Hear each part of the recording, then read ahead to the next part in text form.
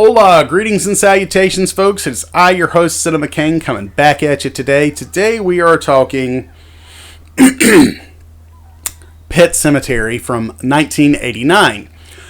Personally, I prefer the original Pet Sematary. The remake is not bad as far as remakes go, but the original will always be better to me.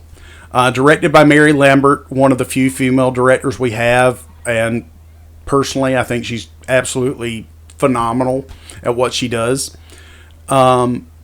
This movie feels very much like the Stephen King book it's based on. Stephen King once said that it was the hardest book he ever wrote because it is all about the grief process. That is a process that I am still going through myself, having just lost my father earlier this year. That said, this movie has a tone of melancholy over it, much in the same way that you feel when you're grieving.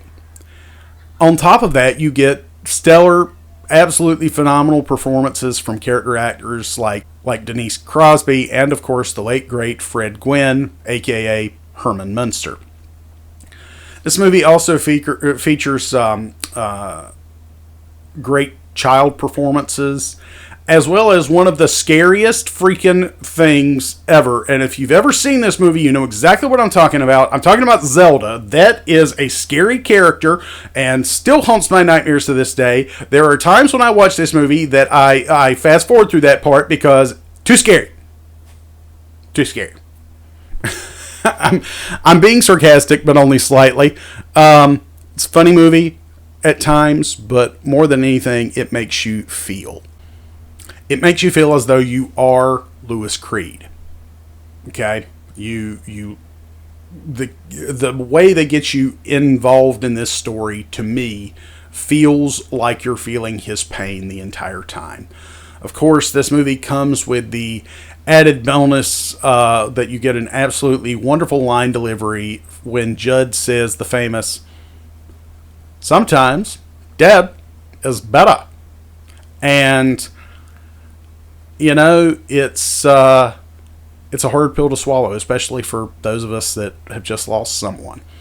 But this movie is definitely a horror movie because it makes you realize that wishing and wanting someone back is not the best thing for either one of you.